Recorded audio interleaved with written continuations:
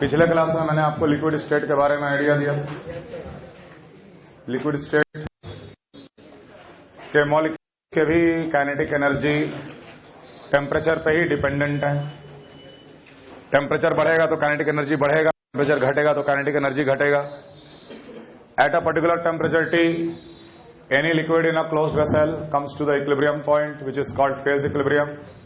Number of molecules leaving the surface, number of molecules entering the surface becomes equal. phase equilibrium, और phase equilibrium पे जो vapour का pressure हम लोग major करते हैं उसको हम लोग कहते हैं vapour pressure. Vapour pressure is dependent only on temperature.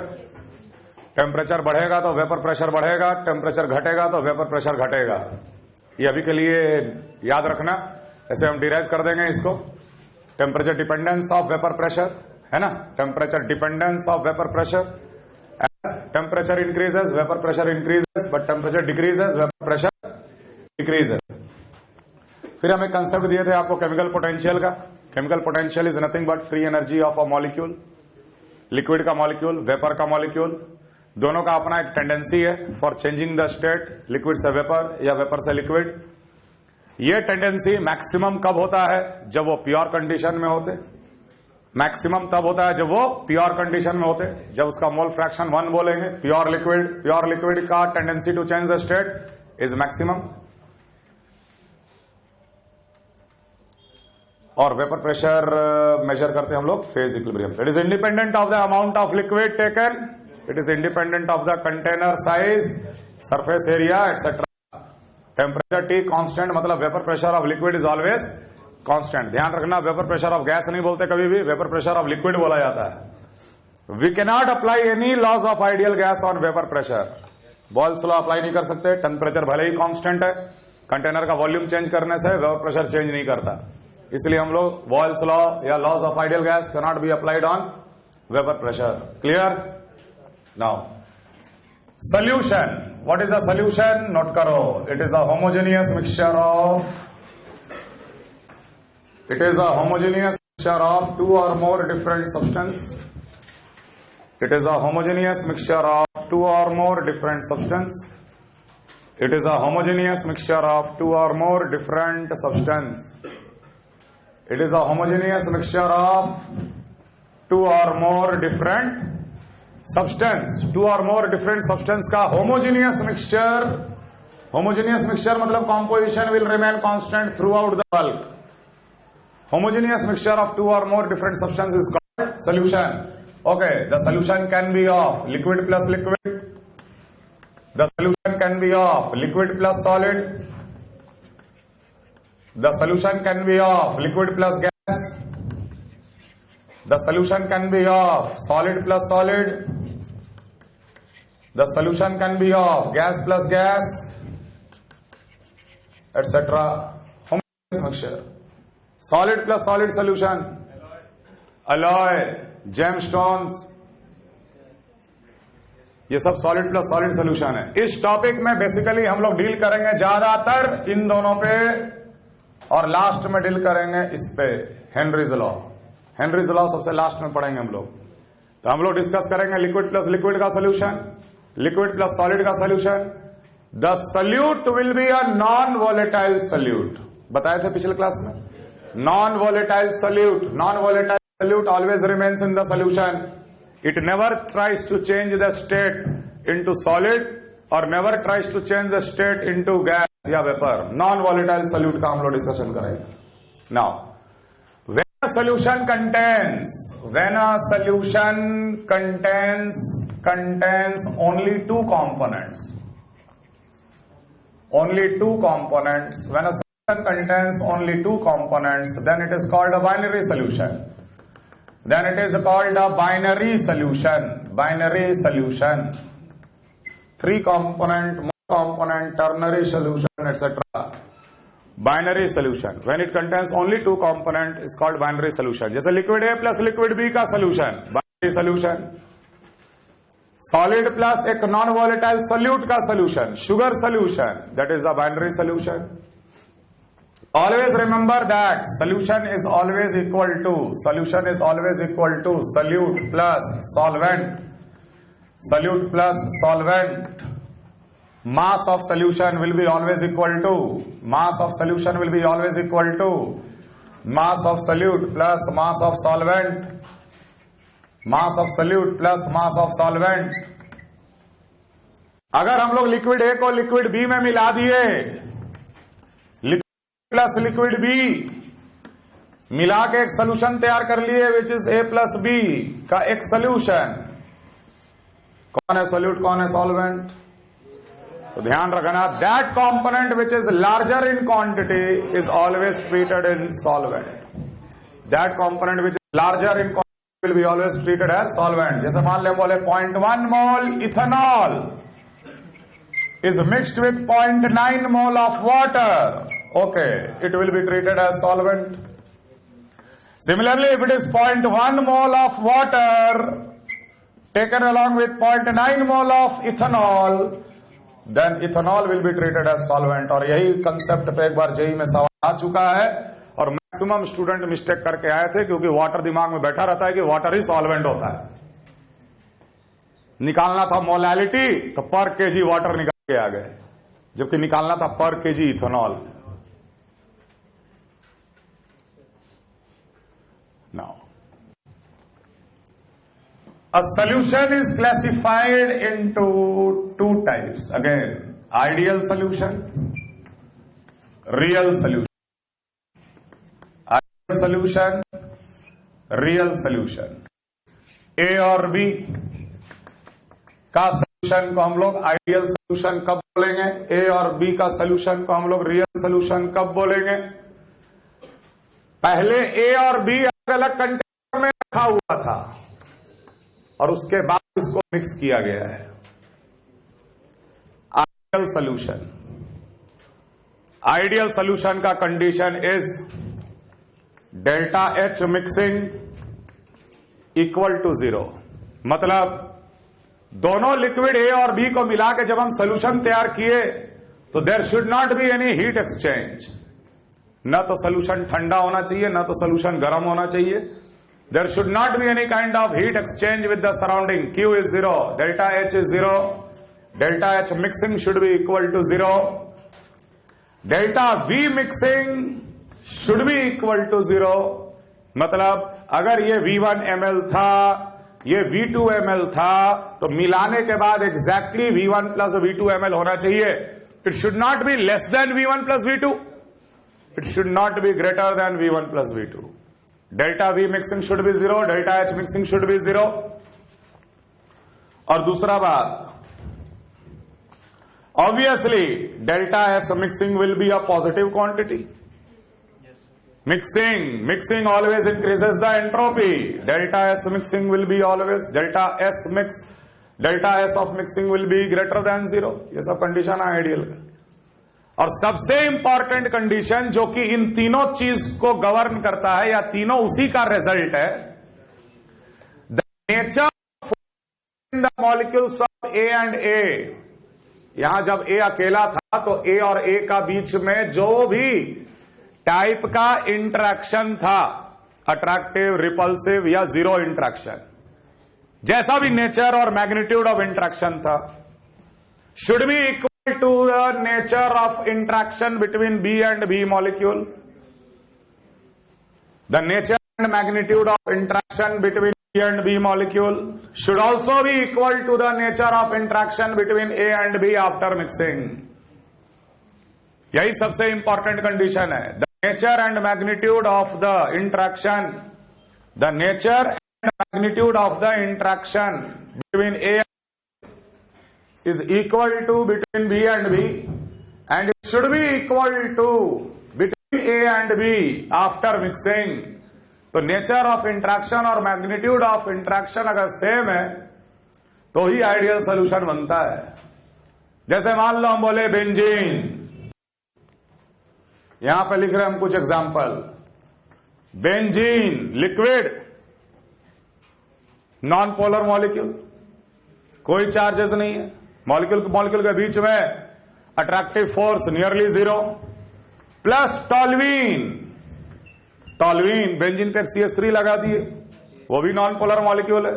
तो the nature of attraction between benzene is equal to the nature of attraction between toluene will be also equal to the interaction between benzene and toluene. Both of them are non-polar. फिर तुम खुद सोचो कि A और A में कोई attraction नहीं था, B और B में भी कोई अट्रैक्शन मान लो नहीं था, लेकिन जैसे ही A और B को मिला, A और B के बीच में हो गया H बॉन्डिंग, अट्रैक्शन बढ़ गया। तो ऐसे केस में आइडियल सॉल्यूशन कभी नहीं बनता, वो हमेशा रियल सॉल्यूशन बनता है। The nature and magnitude, the nature and magnitude the of forces should be uniform, यही मतलब है इसका, should be uniform. The nature and magnitude of the attractive forces should be uniform. N-hexane, N-heptane, N-hexane भी liquid है plus N-heptane भी liquid है, दोनों का बिल्कुल प्रॉपर्टी नेचर बिल्कुल सेम है, दोनों को मिलाने से भी कोई फर्क नहीं पड़ेगा। जैसा N-hexane सही N-hexane और N-heptane के बीच में अट्रैक्शन पड़ेगा। क्लियर है ना? क्लोरोबेंजीन, ब्रोमोबेंजीन,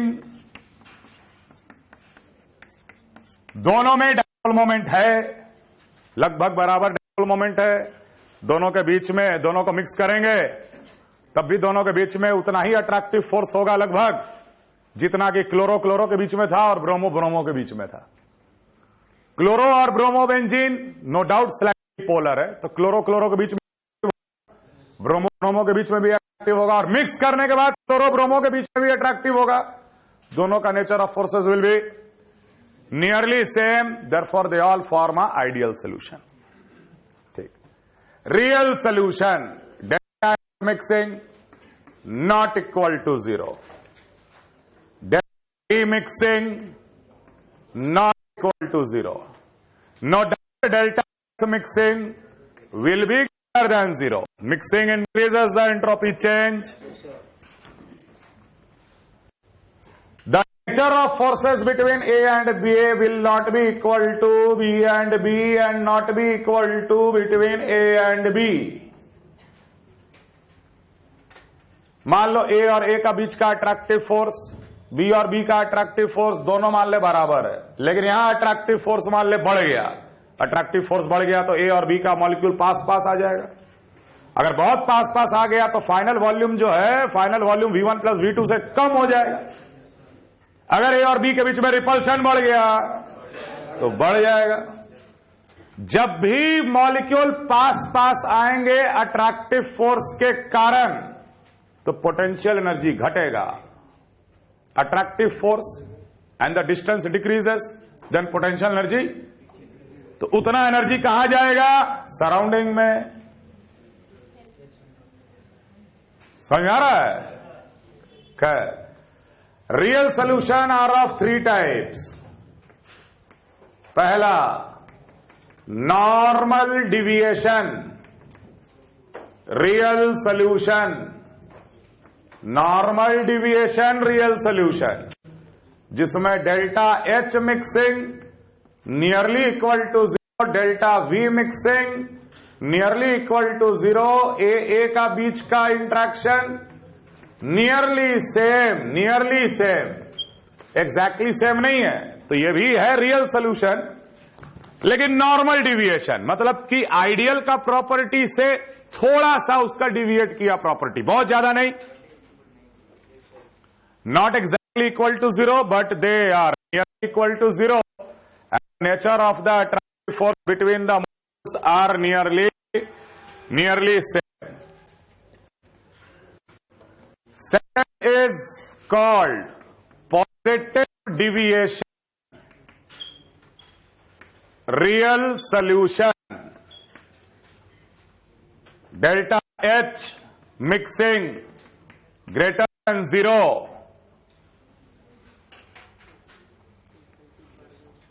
समझ में आ रहा? जैसे मान ले A और B के बीच में रिपल्सिव फोर्स अगर डोमिनेट हुआ, रिपल्सिव फोर्स डोमिनेट हुआ तो वॉल्यूम बढ़ेगा। समझ में आ रहा है? Delta V mixing greater than 0, repulsion के कारण इसका पोटेंशियल एनर्जी भी बढ़ेगा। तो आखिर ये बढ़ा हुआ पोटेंशियल एनर्जी आ कहां से? जब सराउंडिंग से हीट एनर्जी एब्जॉर्ब, तो delta H mixing greater than 0 is indirectly because delta V mixing is greater than 0. Positive deviation real solution. सिर्फ यही कंडीशन नहीं है, इसका एग्जैक्ट कंडीशन हम बताएंगे जब हम रियल डिस्कस करेंगे डिटेल में, तब अभी के लिए खाली कंडीशन लिखिए। समझ आ रहा? ये सब भी हम लोग पढ़ेंगे। ए और बी का सोल्यूशन पॉजिटिव डिविएशन, मतलब ए भी पॉजिटिव डिविएशन और बी भी पॉजिटिव डिविएशन। ऐसा कभी नहीं हो सकता कि एक लिक्विड ए पॉजिटिव डिविएशन वाला है और लिक्विड बी नेगेटिव डिविएशन वाला है। बस समझ में आ रहा हम क्या कह रहे हैं? प्योर लिक्विड में भी डिविएशन पाया जाएगा ना। हो सकता है प्योर लिक्विड जो है वो आइडियल नहीं है। Are getting my point? So if A is a positive deviation liquid, B has to be a positive deviation liquid, then only A and B will form a positive deviation solution. दोनों negative, तब final solution negative deviation. उल्टा कभी नहीं हो सकता। We will prove that. खैर, negative deviation real solution. Negative deviation real solution में delta H mixing less than 0, delta V mixing less than 0, attractive force बढ़ गया, डेल्टा वी कम हो गया, नेगेटिव हो गया। अट्रैक्टिव फोर्स के कारण मॉलिक्यूल पास पास आए, पोटेंशियल एनर्जी घट गया। पोटेंशियल एनर्जी जो घटा वो कहां गया? सराउंडिंग में गया। Delta H less than 0, exothermic.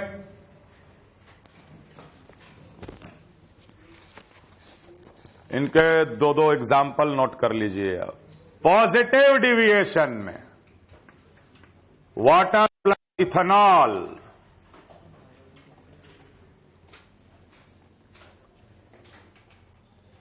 Water plus ethanol, water में बहुत ही स्ट्रांग एच बॉन्डिंग, इथेनॉल में भी बहुत स्ट्रांग एच बॉन्डिंग है ना। तो जब मिक्स करते हैं तो वाटर और इथेनॉल के बीच में इंट्रैक्शन बहुत कम हो जाता है, मतलब कि ए और बी के बीच में अट्रैक्टिव फोर्स कम हो जाता है। हालांकि ए के बीच में ज्यादा, बी के बीच में ज्यादा, लेकिन ए और बी के बीच में कम। तो positive deviation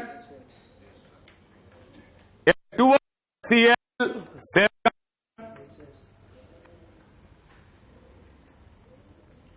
acetic acid pyridine नहीं, H2O ethyl acetate. Same reason. CCl4 सोच के देख, और MeOH। समझ में आ रहा है? इन दोनों के बीच में कोई इंट्रैक्शन नहीं। Negative deviation real solution H2O plus HNO3, H2O plus HCl, acetic acid plus pyridine,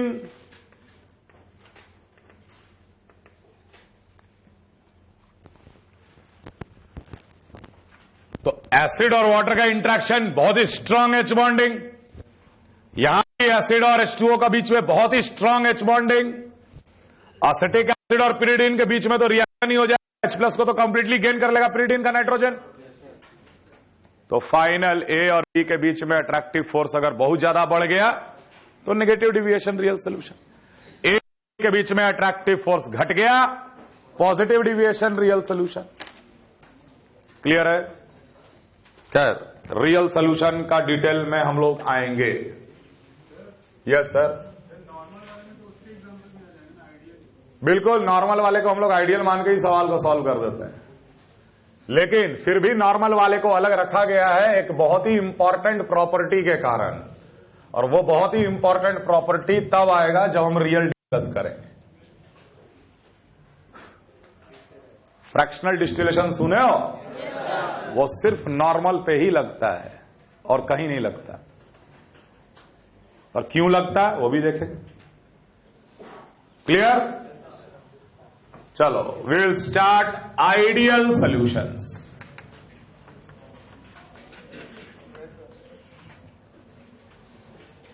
Ideal solution. It can be a liquid plus liquid. It can also be a liquid plus solid. Ideal solution.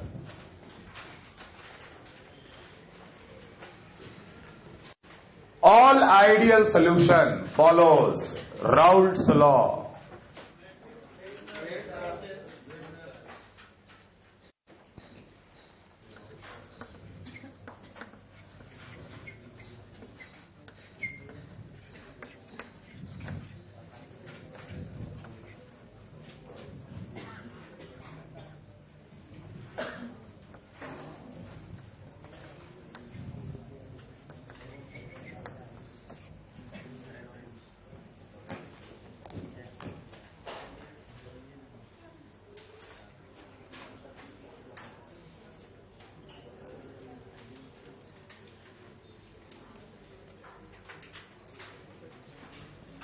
और AOU, Raoult's law. All ideal solution follows Raoult's law. या उल्टा भी बोल सकते हैं कि जो Raoult's law follow करता है वो हमेशा आइडियल सोल्यूशन होता है. तो ideal solution liquid plus liquid के लिए भी, liquid plus non volatile solute के लिए भी. अभी हम लोग पढ़ेंगे लिक्विड प्लस लिक्विड का. नोट करो. It states that the partial vapour pressure, it states that the partial vapor pressure, it states that the partial vapor pressure due to any component of the solution, due to any component of the solution, due to any component of the solution, due to any component of the solution is always equal to its, is always equal to its, is always equal to its mole fraction in the solution, is always equal to its mole fraction in the solution multiplied by its, multiplied by its, multiplied by its pure form of vapor pressure, multiplied by its pure form vapor pressure, multiplied by its pure form vapor pressure. Temperature constant throughout, temperature constant throughout. Raoult's law states that the partial vapor pressure due to any component of the solution is always equal to its mole fraction multiplied by its mole fraction in the solution multiplied by its pure form vapor pressure. Temperature remains constant throughout the process. Okay, very simple. ऐसे समझना कि मान लीजिए एक pure liquid A है, closed container, temperature T पे. Pure liquid A जब phase equilibrium पे आएगा तो इसका वेपर प्रेशर है P0A. प्योर लिक्विड B उसी टेम्परेचर T पे, सेम टेम्परेचर T पे लिक्विड B का है pure form of vapour pressure P0B. जब A और B को मिला के जब हम एक सोल्यूशन तैयार कर दिए और वही टेम्परेचर T मेंटेन किए तो A भी वेपराइज किया होगा, B भी वेपराइज किया होगा, अल्टीमेटली ये सोल्यूशन भी आएगा फेज इक्विलिब्रियम पे. फेज इक्विलिब्रियम पे यहां पर A का वेपर्स भी होगा और B का भी वेपर्स होगा, है कि नहीं. यहां पर अगर हम लोग मैनोमीटर लगा दिए तो टोटल वेपर प्रेशर मिलेगा हमें, है कि नहीं. राउल्ट्स लॉ कहता है कि अगर A और B का बीच में होमोजेनियस मिक्सचर है, A and B are completely miscible liquids, homogeneous mixture completely miscible liquid, तो यहां पर जो टोटल वेपर प्रेशर आया वो प्रेशर ड्यू टू A भी होगा plus pressure due to B. The partial vapor pressure of the A will be equal to mole fraction of A in the solution. Solution में A का mole fraction XA, B का mole fraction XB, mole fraction in the solution multiplied by its pure form vapor pressure.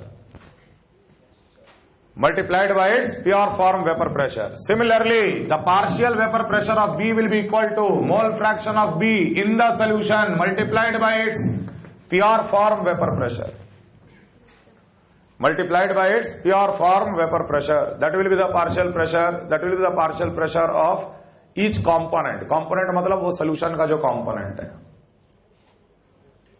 समझ में आ रहा है? Clear?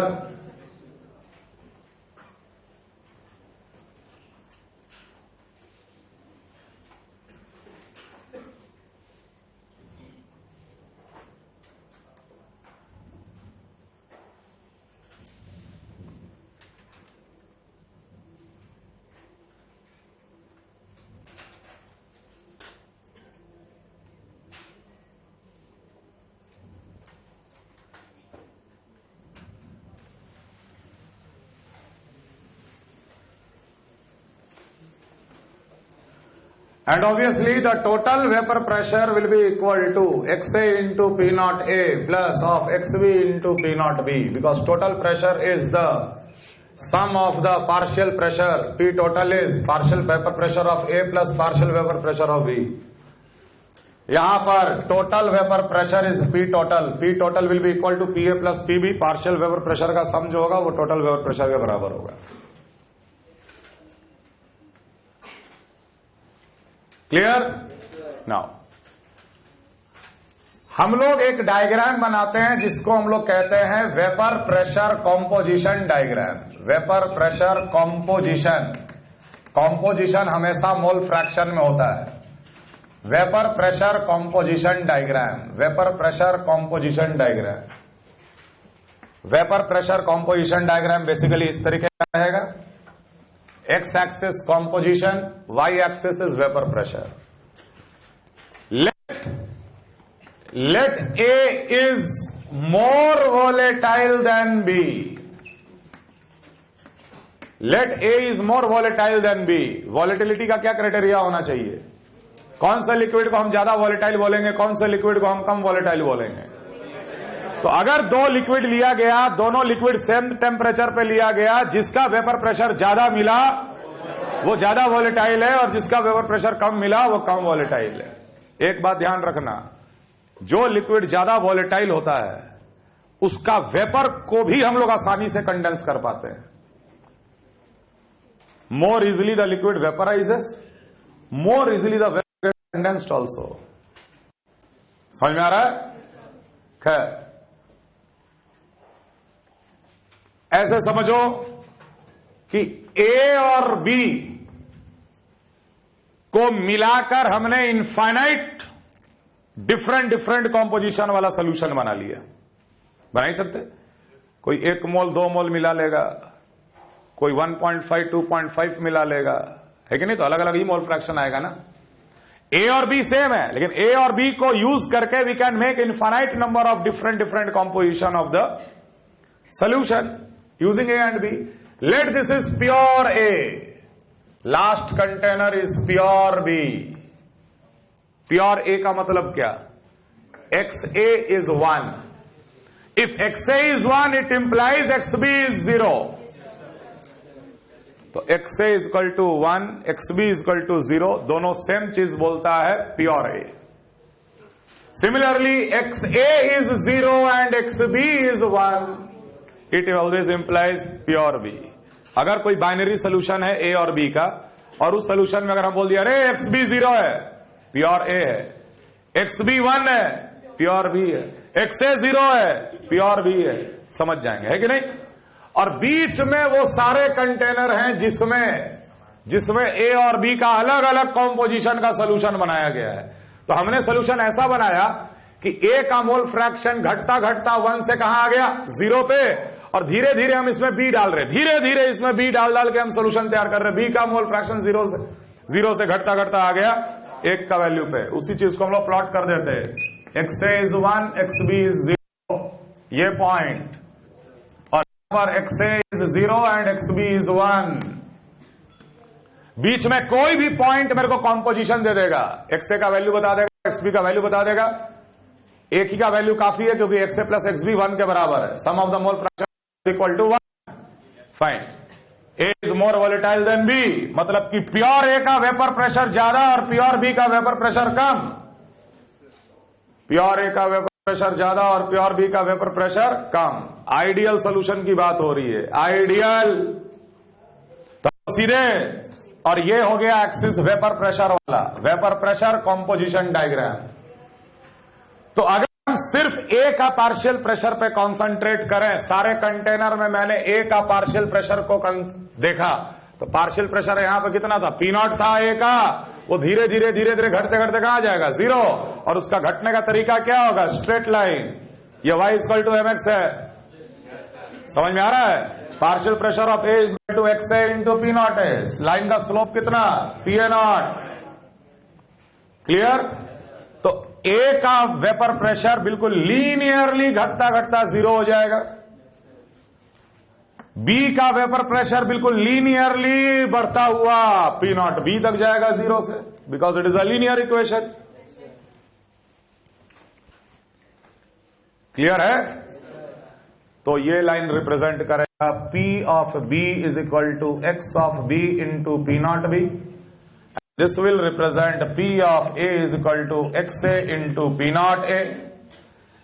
And सबसे important कि the line joining this two point will represent P total is XA into P naught A plus XB into P naught B. XA into P naught A plus XB into P naught B.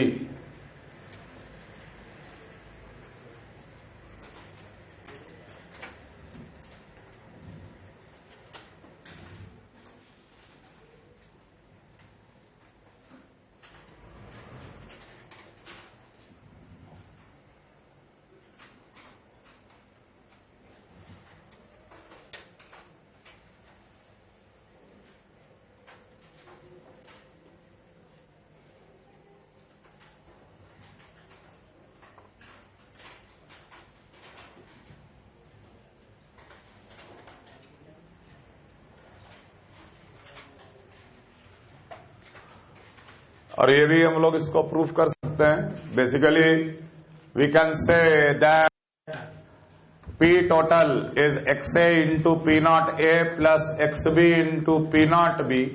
हमें पता है कि XA plus XB किसके बराबर है, 1 के बराबर है। तो P total will be equal to XA into P naught A plus of 1 minus XA into P naught B. We can also write it as XA into P naught A minus of XA into P naught B plus of P naught B. Therefore, P total will be equal to XA into P naught A minus of P naught B plus of P naught B. Straight line equation. Again, y equal to mx plus c है कि नहीं। तो अगर XA 0 है, XA 0 है तो P total का value कितना होना चाहिए, P naught P naught। और XA अगर 1 है, XA अगर 1 है तो P टोटल का वैल्यू कितना होना चाहिए, तो P नॉट भी कट जाएगा तो PA के बराबर होना चाहिए, है कि नहीं। Straight line. So this equation is basically of XA into P naught A minus of P naught B plus of P naught B. This is P टोटल का ये वाला स्ट्रेट लाइन। तो रैंडमली अगर हम एक लाइन ऐसे खींच दे यहां से लेकर यहां तक ऐसे, तो ये लेंथ क्या देगा, मान ले ये O है, ये A है, ये B है और ये C है। तो I can length OA plus OB will be equal to length OA plus OB will be equal to OC। समझ में आ रहा। OA क्या है, partial pressure of B, partial vapour pressure of B। OB is partial vapor pressure of A and OC is total vapor pressure.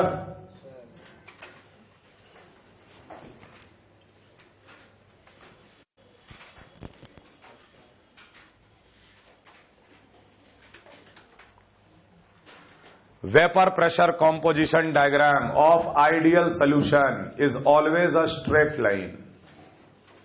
Real में देखेंगे curve हो जाएगा। आइडियल सॉल्यूशन में vapour pressure composition diagram is always a straight line, is always a straight line, clear, okay. ये container था जिसमें ए और B लिया गया था, मोल फ्रैक्शन XA था, बी का मोल फ्रैक्शन XB था, टेम्परेचर T पे मेंटेन किए, यहां पे वेपर्स ऑफ ए और बी आ गया फेज इक्विलिब्रियम पे। According to Dalton's law, Dalton's law क्या कहता है? ये तो राउल्ट्स लॉ कहा। राउल्ट्स लॉ बोला कि partial vapour pressure of A is XA into P naught A। XA is the mole fraction of A in the solution. एक और बात, XA और XB is the mole fraction of A and B taken initially. जैसे 1 मोल A और 2 मोल B को मिला के solution बना लिया गया, तब वहां पे ये मत सोचना कि सर वो वेपराइज हुआ होगा। वेपराइज होगा तो 1 और रिजल्टेंट सोल्यूशन में 1 और 3 तो नहीं, 1 और 2 तो नहीं रहेगा, कुछ घट गया होगा। ये इनिशियल मोल फ्रैक्शन होता है हमेशा। मैंने मोल फ्रैक्शन XA का लेंगे 1/3 और B का ले लेंगे 2/3। समझ में आ रहा है? Raoult's law. और डाल्टन्स लॉ क्या कहता है कि पार्शियल प्रेशर, यहां पे जो भी वेपर या गैस का मिक्सचर है ए और बी का, गैस मिक्सचर में जो मोल फ्रैक्शन है, मान लेते भाई ए का वेपर्स का मिक्सचर मिलेगा फेज इक्विलिब्रियम पे। फेज इक्विलिब्रियम पे वेपर के मिक्सचर में मान लो कि mole fraction of A Y है, तो mole fraction into total pressure, ये कहता है डाल्टन्स लॉ। डाल्टन्स लॉ क्या कहता है? Partial pressure is always equal to mole fraction multiplied by total pressure. तो मोल फ्रैक्शन क्या? Mole fraction in the gas mixture, let it is YA। So YA represent the mole fraction of A in the vapour mixture, but XA represent the mole fraction of A in the solution. समझ में आ रहा? Clear है? Similarly P of B will be equal to X of B into P naught A and that will be equal to Y of B into P total। Clear? अब यहां से हम निकाल सकते XA कितना? XA हो गया YA into P total upon P naught A। यहां से निकाले XB कितना? XB आ गया YB into P total upon P not B। And we know that XA plus XB is equal to 1, तो दोनों को जोड़ के 1 कर दो। YA into P total upon P naught A plus YB into P total upon P not B, that will be equal to 1। P total को उस तरफ ले जा।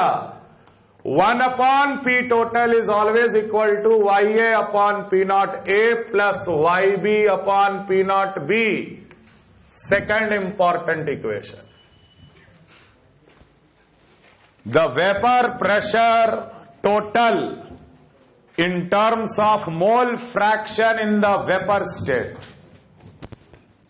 YB is the mole fraction, YA and YB is the mole fraction in the vapor state. Mole fraction in the vapor state.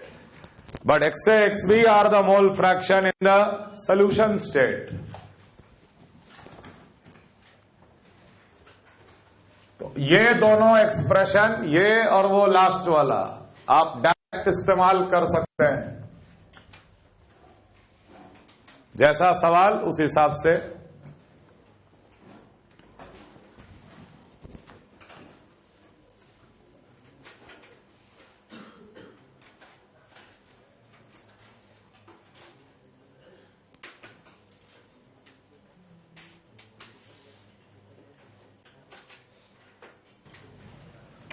Vapour pressure composition diagram में ये mole fraction वाला access था या कॉम्पोजिशन एक्सेस, और यहां vapour pressure था। ए का vapour pressure यहां था जिसको हम लोग P नॉट A कह रहे हैं, और B का वेपर प्रेशर यहां पर था P not B। A is more volatile than B and the straight line joining them will represent the total vapour pressure, है कि नहीं? लेकिन ध्यान रखना कि ये जो लाइन है it is a liquid line. Liquid line means अगर हम इस लाइन से नीचे जाएंगे तो मेरे को लिक्विड सोल्यूशन का कॉम्पोजिशन मिलेगा। अगर इस लाइन से हम नीचे जाएंगे तो मेरे को ए और बी का मोल फ्रैक्शन मिलेगा, लेकिन लिक्विड सोल्यूशन में एक्स ए एक्स बी मिलेगा। और इस पॉइंट से जब हम हॉरिजॉन्टल जाएंगे तो मेरे को टोटल वेपर प्रेशर मिलेगा उस कंटेनर में, इस कंटेनर का टोटल वेपर प्रेशर मिलेगा। उसके बाद हम लोगों ने क्या किया कि वो जितने कंटेनर थे 1 नंबर से लेके आखिरी तक, सबका वेपर का एनालिसिस किया गया। मतलब सबका वेपर्स का YA और YB निकाला गया। तो आखिर YA YB भी तो मोल फ्रैक्शन है। जब YA YB भी मोल फ्रैक्शन है तो इस कॉमन एक्सिस को हम लोग इस्तेमाल कर सकते हैं मोल फ्रैक्शन के लिए। The nature of the curve came for the vapour was like this. कहने का मतलब इसे हम लोग बोलेंगे वेपर लाइन। ध्यान रखना, इसे हम लोग बोल रहे हैं वेपर लाइन। इसको कैसे स्टडी किया जाता है? सबसे पहले तो लिक्विड का एक पोजीशन डिसाइड कर लो।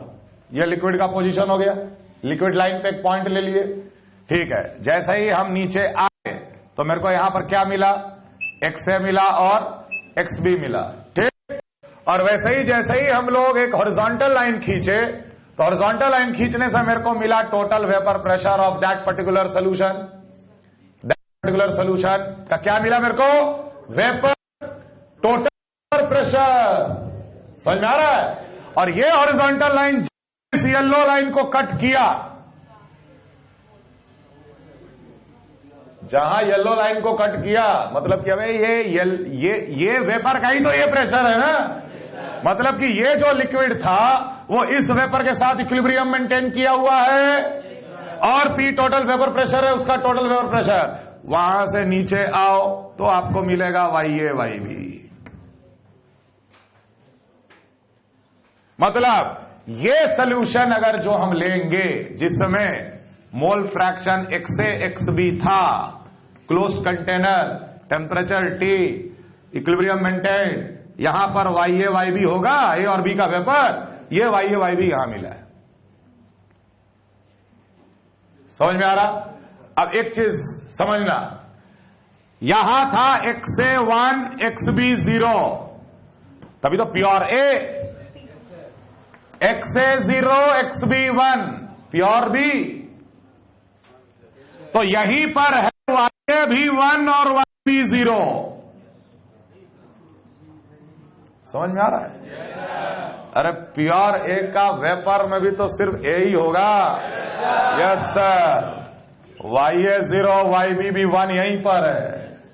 अब ध्यान देना, जब हम लोग लेफ्ट से राइट जा रहे हैं, लेफ्ट से राइट जा रहे हैं, the composition is becoming richer in B.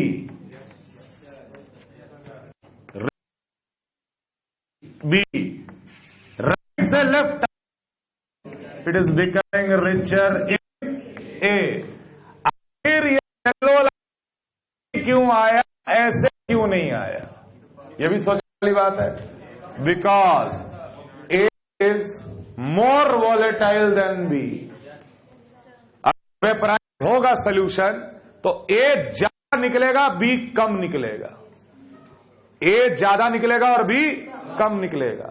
मतलब सोल्यूशन का कॉम्पोजिशन जो भी हो, उसके कंपैरिजन में वेपर का composition will be richer in ए।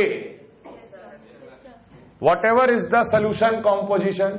मान हम लिक्विड सोल्यूशन लिए तो इसके वेपर के लिए मेरे को इधर है, will be in A. A is more volatile than B. समझ में आ रहा है? क्लियर है? कॉपी करो।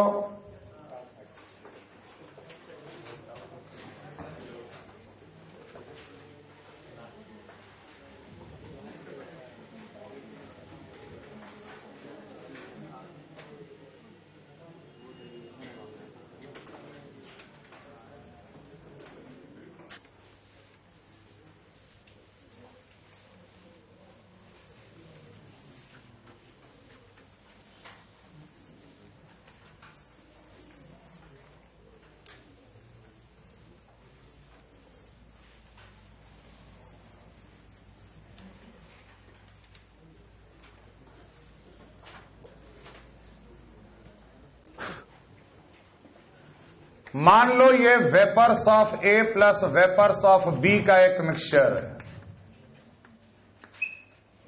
ए और बी का वेपर्स का मिक्सचर है, जिसमें इसका मोल फ्रैक्शन YA है और इसका मोल फ्रैक्शन YB है।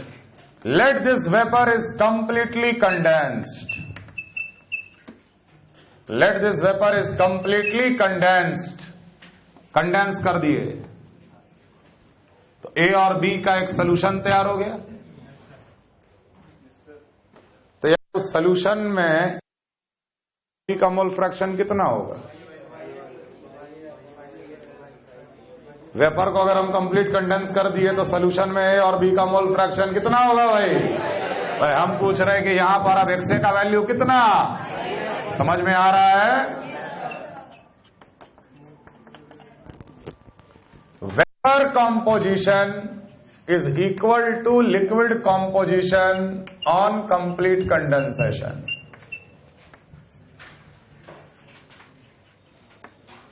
ऐसे सोच ले, ये 1 मोल था वेपर में, ये 2 मोल था वेपर में, कंप्लीट कंडेंस कर दिए तो ये भी 1 मोल होगा और ये भी 2 मोल होगा, तो जो मोल फ्रैक्शन ऊपर आएगा वही मोल फ्रैक्शन नीचे भी आएगा। Vapor composition is always equal to condensate composition on complete condensation. छोटा सा ही बात है लेकिन नोट कर लो।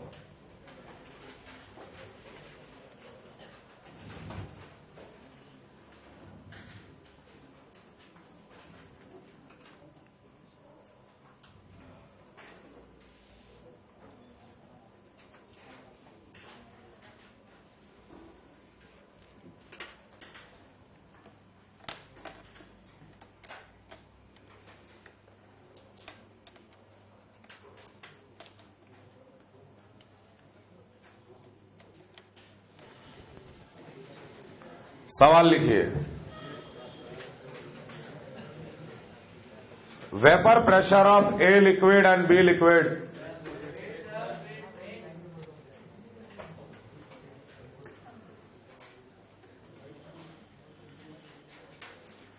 देखो हम वैसे सवाल यहां पे नहीं करा रहे कि 2 मोल ए ले लिए 3 मोल बी ले लिए तो बता पार्शियल प्रेशर कितना। हम 3 ही सवाल कराएंगे, 3 ही में राउट्स लॉ का फील आ जाएगा।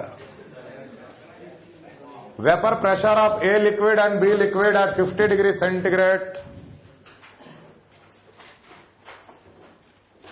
Vapour pressure of A liquid and B liquid at 50 degree centigrade, mixed at 50 degree centigrade. Vapour pressure of A liquid and B liquid mixed at 50 degree centigrade is given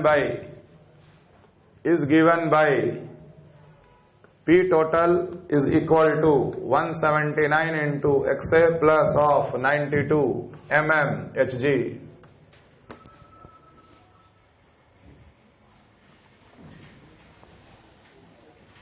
If 8 moles of A and 12 moles of B are mixed,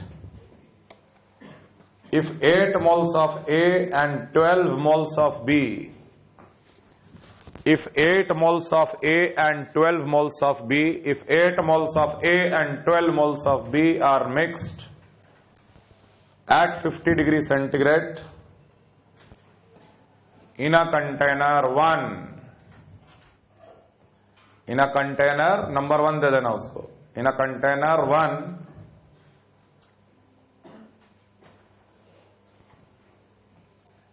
and the vapors were completely taken out, and the vapors were completely taken out, and the vapors were completely taken out and was condensed completely in a container 2. Vapors were completely taken out and was completely condensed in a container 2 at 50 degree centigrade, and 50 degree centigrade was maintained. Container 2 and 50 degree centigrade was maintained. What is the mole fraction of A in the vapors of the second container? What is the mole fraction of A in the vapors of the second container? What is the mole fraction of A in the vapors of the second container. अगला सवाल, the molar volume of liquid benzene, the molar volume of liquid benzene, the molar volume of liquid benzene, bracket में लिखो, density is equal to rho is equal to the molar volume of liquid benzene, bracket में लिखो rho is equal to 0.867 gram per litre, bracket closed, gram per litre, bracket closed, and of liquid toluene, and of liquid toluene, bracket में लिखिए rho is equal to 0.87 gram per litre, bracket closed, increases by a factor of 2750 times, increases by a factor of 2750 and 8750 times, increases by a factor of 2750 and 8750 times as it vaporizes at 20 degrees centigrade, as it vaporizes at 20 degrees centigrade respectively. If 2 moles of benzene and 3 moles of toluene are mixed, if 2 moles of benzene and 3 moles of toluene are mixed, calculate the mole fraction of benzene in the vapor state. If 2 moles of benzene and 3 moles of toluene are mixed at 20 degrees centigrade,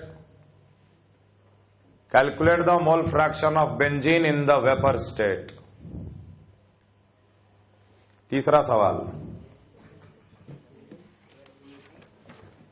calculate the mole fraction of benzene in the vapor state.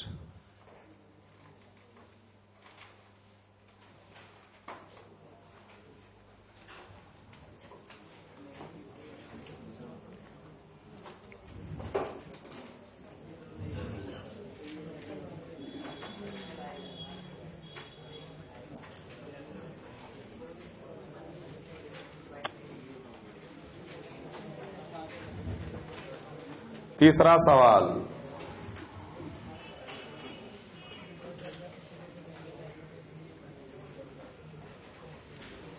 the pure form vapor pressure of liquid A and liquid B, the pure form vapor pressure of liquid A and liquid B are 400 and 600 torr respectively. The pure form vapor pressure of liquid A and liquid B are 400 and 600 torr respectively. A mixture of vapors of A and B are taken. A mixture of vapors of A and B are taken. A mixture of vapors of A and B are taken. ये diagram बना लेना. A plus B vapour mixture, temperature capital T, और piston को धीरे धीरे compress करेंगे. A mixture of vapours of A and B are taken in which mole fraction of A is 0.25, in which mole fraction of A is 0.25, in which mole fraction of A is 0.25, are compressed at a constant temperature capital T, are compressed at a constant temperature capital T, are compressed at a constant temperature capital T. Calculate पहला bit,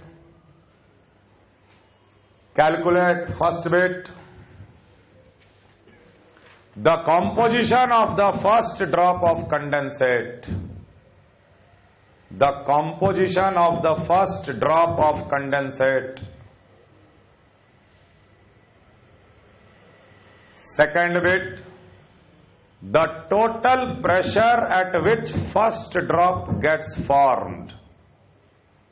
The total pressure at which first drop of condensate forms. The total pressure at which the first drop of condensate forms. Clear? तीसरा bit. Find the composition of the condensate whose normal boiling point is. तीसरा bit इसी में. Find the composition of the condensate whose normal boiling point is capital T. Whose normal boiling point is capital T. Fourth bit. Find the total pressure. Find the total pressure when the last trace of vapor remains. Find the total pressure when the last trace of vapors remains. और पांचवा bit. Find the composition of the last trace of vapor. Find the composition of the last trace of vapor.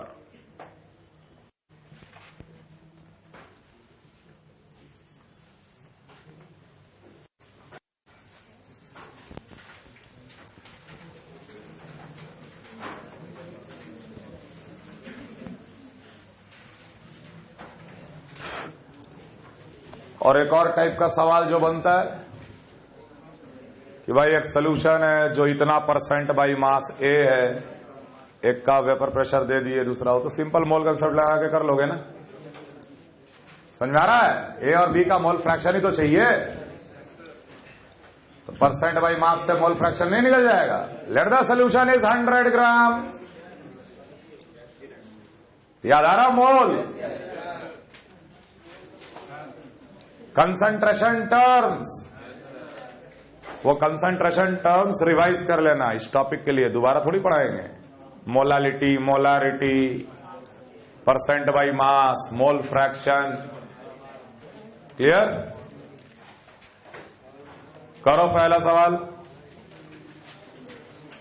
ए और B का solution बनाया गया जिसका total vapour pressure ये equation को follow करता है।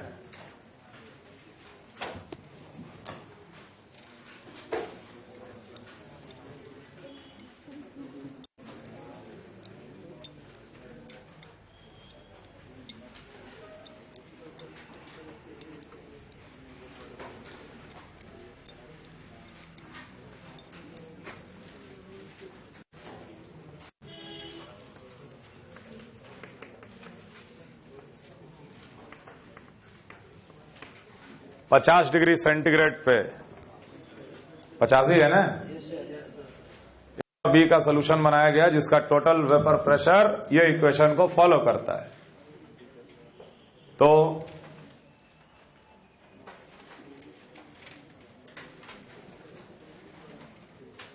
फिर अलग से कह रहा है कि हमने एक बड़े से कंटेनर 1 में 8 मोल ए ले लिया और 12 मोल बी ले लिया और 50 डिग्री सेंटीग्रेड पे मेंटेन किए, और उसके बाद कुछ कुछ कर रहा है, बाद में देखेंगे। पहले तो चाहिए पी नॉट ए और पी नॉट बी, कैसे निकलेगा? दो तरीका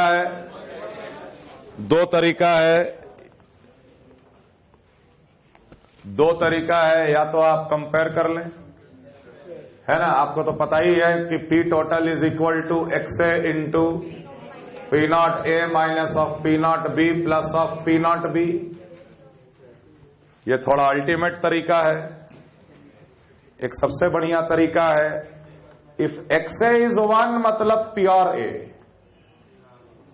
and if x A is 0 मतलब ये प्योर बी। खत्म। यहीं पर प्योर ए का प्रेशर, ये प्रेशर प्योर ए का प्रेशर बन जाएगा जब हम एक्स ए को 1 बिठा देंगे। 9 to 11, 9 7 16 17 7 1 2 71 mmHg। और जब एक्सए को 0 बिठा देंगे तो वही प्रेशर क्या बन जाएगा? पी नॉट बी बन जाएगा, प्योर बी का प्रेशर बन जाएगा, जो कि 92 mmHg। कंपेयर करके भी कर सकते हो सीधे, या XA1 pure A, XA0 pure B।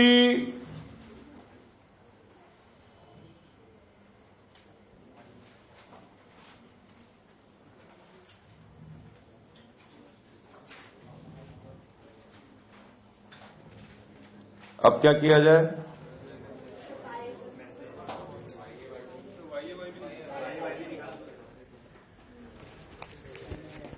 तो P0 है, P0 भी पता चल गया, 50 डिग्री में मेंटेन किए।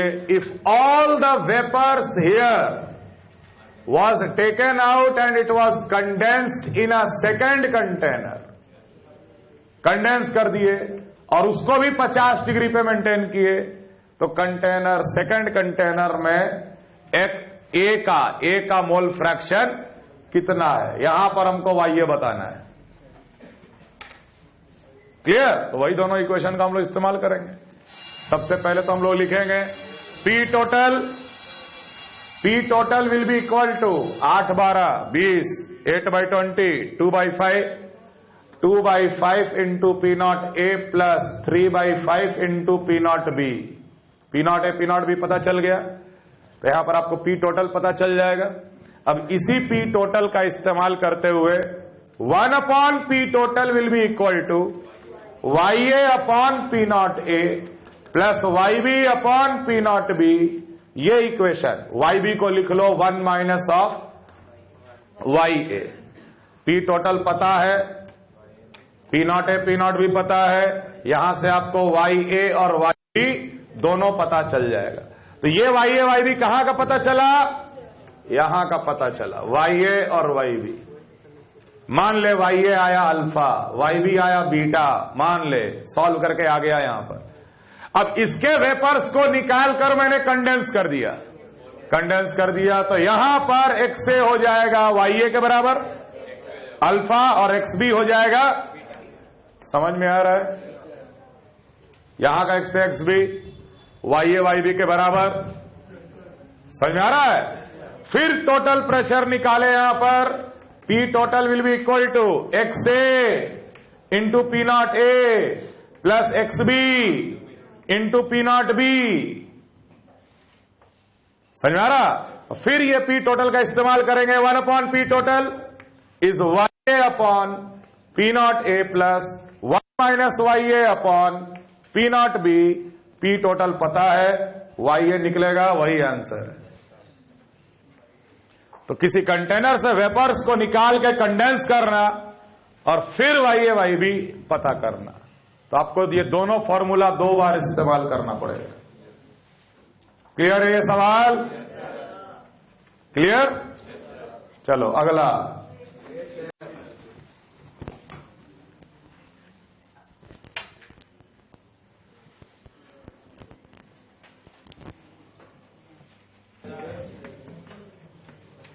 का एक सोल्यूशन बनाए जो कि 20 डिग्री सेंटीग्रेड पे रखे, तो बोल रहा है कि Y ऑफ बेंजीन बताओ। तो Y ऑफ बेंजीन तब बताएंगे ना जब मेरे को P0 A और P0 B पता रहेगा।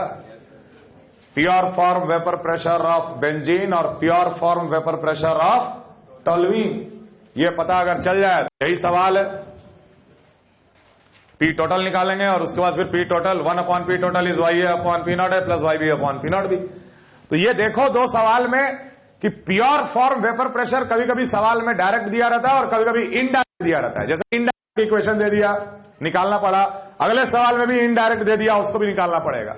बिल्कुल लैंग्वेज टू लैंग्वेज देखो, पढ़ो। द मोलर वॉल्यूम, 1 मोल का वॉल्यूम लिक्विड बेंजीन का, जिसका डेंसिटी दिए हैं, इंक्रीजेस बाय अ फैक्टर, जब वो वेपराइज करता है तो उसका मोलर वॉल्यूम 2750 टाइम्स बढ़ जाता है। यही दिया है ना, सेम चीज टॉल्यूइन के लिए दिया है। इसी चीज को हम लोग इस्तेमाल करेंगे। टेम्परेचर कितना दे रखा है? 20 डिग्री, 293 ऐसे समान। मान एक कंटेनर और इसमें हम ले लिए benzene liquid, benzene liquid closed container, temperature T 20 degree centigrade. तो इस लिक्विड बेंजीन से जरूर कुछ मोल्स ऑफ वेपर गया हो, moles moles of liquid benzene vaporise हुआ होगा और तब इक्विलिब्रियम मेंटेन हुआ होगा। कुछ मोल्स वेपराइज हुआ होगा तब यह इक्विलिब्रियम मेंटेन हुआ होगा। Let the mole vaporised is n mole, मान लेते हैं n mole, n mole liquid benzene, n value कुछ भी हो उससे कोई मतलब नहीं, हमें नहीं पता कितना मोल लिक्विड बेंजीन वेपराइज हुआ है और इक्विलिब्रियम, लेकिन इक्विलिब्रियम मानो लिक्विड बेंजीन कुछ वेपराइज हुआ और फेज इक्विलिब्रियम आ गया। ठीक, अगर फेज इक्विलिब्रियम आ गया तो यहां का प्रेशर जो हम मेजर करेंगे वही प्रेशर को वेपर प्रेशर कहेंगे, प्योर बेंजीन का वेपर प्रेशर कहेंगे। मान लेते हैं कि N mole liquid benzene, N mole liquid benzene vaporise किया है और फेज इक्विलिब्रियम आ गया है। ठीक, एन मोल लिक्विड बेंजीन मतलब मास कितना, n इंटू 78, बेंजीन का मॉलिक्यूलर वेट, बेंजीन लिक्विड का मॉलिक्यूलर वेट 78, C6H6, तो mole multiply 78 will give you the mass of the liquid benzene, mass of the liquid benzene, volume of the liquid benzene, तो density is mass upon volume, volume is mass upon density, divide कर दिए इसको उसके density से, density है 0.867, 0.867 gram per litre.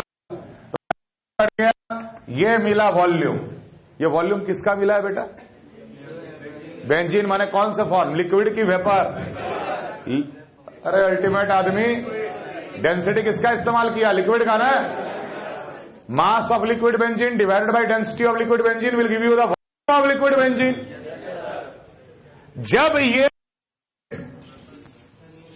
जब vaporise करता है तो उसका 2750 टाइम्स बढ़ जाता है, मतलब कि the volume of vapour will be equal to 2750 into n divided by 0.867। नहीं लिखेंगे, क्लियर है ना।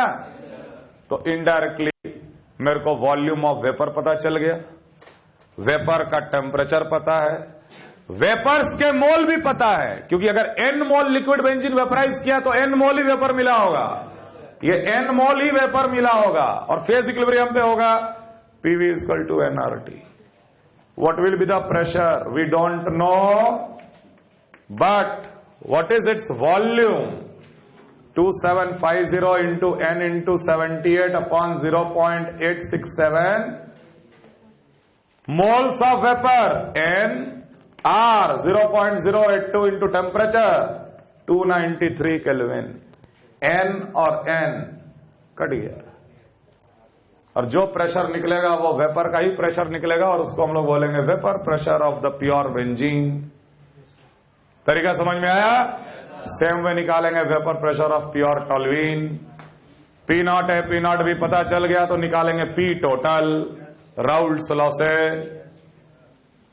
और पी टोटल पता चल गया तो 1 upon P total is Y A upon P naught A plus Y B upon P naught B, Y B को 1 माइनस वाई ए रख देंगे। तरीका समझ में आया। सर आपने तो बोला था कि वेपर प्रेशर पे लॉस ऑफ आइडियल गैस नहीं लगता, फिर पीवी इक्वल टू एनआरटी कैसे लगा दिए। तो मैंने लॉज के लिए मना किया था, इक्वेशन के लिए थोड़ी मना किया हूं। अगर मेरे को वेपर का वॉल्यूम पता है, प्रेशर पता है, मोल पता है, टेम्परेचर पता है, तो क्या नहीं लगाएंगे पीवी इक्वल टू एनआरटी। हाँ, लॉज माने टेम्परेचर को कांस्टेंट रखते हुए कंटेनर का वॉल्यूम डबल कर दे, कोई फर्क नहीं पड़ेगा, जितना प्रेशर पहले था उतना ही प्रेशर बाद में भी होगा। क्लियर है ये। लास्ट क्वेश्चन, आखिरी, कोई होमवर्क नहीं।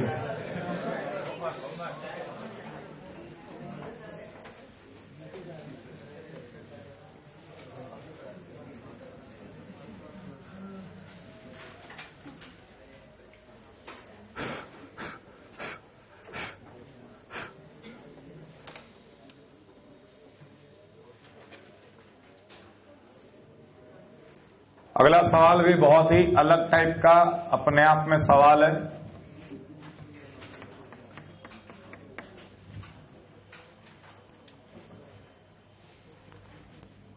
ए और बी का वेपर्स लिया गया जिसमें मोल फ्रैक्शन ऑफ ए 0.25 था, तो ऑब्वियसली बी का मोल फ्रैक्शन 0.75 होगा at a temperature T. Piston को धीरे धीरे हम लोग कंप्रेस करने लगे। ओके, लिक्विड ए का वेपर प्रेशर दे रखा है। लिक्विड ए का वेपर प्रेशर 400 और लिक्विड बी का वेपर प्रेशर 600 msg टॉर। जैसे ही इसको कंप्रेस करेंगे कंडेंसेशन चालू हो जा रहा है, लिक्विफिकेशन चालू हो रहा है। तो पहला सवाल कह रहा है, पहला bit, what is the composition of the first drop of condensate formed and at what pressure the first drop of condensate forms. Okay, piston को कंप्रेस किए, पिस्टन यहां आया, जैसे ही आया एक ड्रॉप कंडेंसेट बन गया। अब पिछला लेक्चर याद आ रहा है? पिछला लेक्चर याद आ रहा है? क्या बताए थे? एक ड्रॉप से भी हम लोग वेपर प्रेशर कैलकुलेट कर सकते हैं। तो यहां बाहर से क्या ले लेंगे, यहां अंदर ही है, पहले से ही मौजूद है। जैसे ही एक ड्रॉप बना, कंप्रेस करना रोक दिए, तो इक्विलिब्रियम होगा ना, इन दोनों के बीच में इक्विलिब्रियम होगा ना, होगा कि नहीं? तो इस ड्रॉप सोल्यूशन के लिए ये वेपर्स है और इसका प्रेशर को वेपर प्रेशर बोलेंगे। अब वेरी इंटेलिजेंट अप्रोक्सीमेशन कि चूंकि पहला ड्रॉप, अभी एक ही ड्रॉप कंडेंस हुआ है, अगर एक ही ड्रॉप कंडेंस हुआ है तो अभी भी ए का मोल फ्रैक्शन 0.5 ही है और बी का मोल फ्रैक्शन 0.75 है। लेकिन अब ये बन गया YA, ये बन गया YB, बोल रहा है x से XB निकाल। Composition of the first drop, मतलब कि x से XB निकालो। अगर एक ही ड्रॉप कंडेंसेट अभी बना है तो क्या ये मोल फ्रैक्शन में बहुत ड्रास्टिक चेंज आ जाएगा? यही अप्रोक्सीमेशन लेते कि अभी भी मोल फ्रैक्शन ए का 0.25 के बराबर और 0.75 के बराबर, क्योंकि अभी तक सिर्फ एक ही ड्रॉप कंडेंस हुआ। तो अब ये मेरे लिए सोल्यूशन हो गया पहला ड्रॉप, और ये हो गया YA YB। सीधे निकाल 1/P total is equal to 0.25/400 plus 0.75/600। P total निकल गया और यही सेकंड बिट का आंसर है। This is the total pressure at which the first drop of condensate has formed. समझ में आ रहा है? And what is its composition?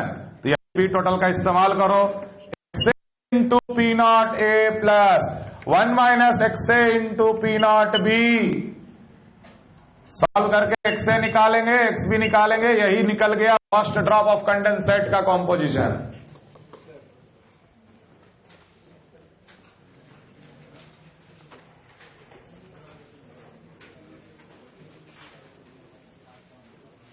Clear? ठीक है। कंप्रेस करते वक्त एक ऐसा भी सिचुएशन आया, टेम्परेचर T तो कांस्टेंट है। अगला बिट क्या बोल रहा है कि find the composition of the condensate whose normal boiling point is T। किसी भी लिक्विड का नॉर्मल बॉइलिंग पॉइंट T से क्या समझते हो? कि उस टेम्परेचर T पे vapour pressure of the liquid will be equal to 1 atmosphere. जानते हो ना सब लोग ये? What is boiling point? Normal boiling point. The temperature at which the vapor pressure becomes equal to the atmospheric pressure. तो compress करते गए तो एक ऐसा सिचुएशन आया कि यहां तक आ गए, लिक्विड यहां तक कंडेंस हो गया है, टेम्परेचर T भी है और अंदर का वेपर प्रेशर मान ले हो गया 760। तो हम क्यों नहीं बोले कि ये टेम्परेचर इस लिक्विड का बॉइलिंग पॉइंट है? मतलब कि अब सवाल कह रहा है कि टोटल वेपर प्रेशर को आप मान लो 760। अब नया XA into 400 plus 1 minus XA into 600, नया XA XB निकालो। ये XA XB उस लिक्विड सोल्यूशन का आएगा जिसका नॉर्मल बॉइलिंग पॉइंट T है। नॉर्मल बॉइलिंग पॉइंट T है। समझ में आ रहा? ठीक है। लास्ट सिचुएशन ऐसा है कि पिस्टन एकदम पहुंच चुका है बेटा यहां तक, और कहीं तो एक बबल वेपर बस बचा हुआ है, हर जगह liquid, last trace of vapour, last trace of vapour या लास्ट बबल ऑफ वेपर मान सकते हो। तब बताना है कि इसमें प्रेशर कितना है और इस वेपर का कॉम्पोजिशन कितना है। अब बताए अप्रोक्सीमेशन। अरे बेटा जब लास्ट ट्रेस ही बच गया माने almost condensation is complete, and if almost condensation is complete तो जो शुरू में 0.25 0.75 था, अब हम यहां मानेंगे x से 0.25, x भी 0.75, P total will be 0.25 into 400 plus 0.75 into 600। यही प्रेशर उस लास्ट ट्रेस ऑफ वेपर में है, यही प्रेशर उस लास्ट ट्रेस ऑफ वेपर में है। और उस वेपर का क्या कॉम्पोजिशन है?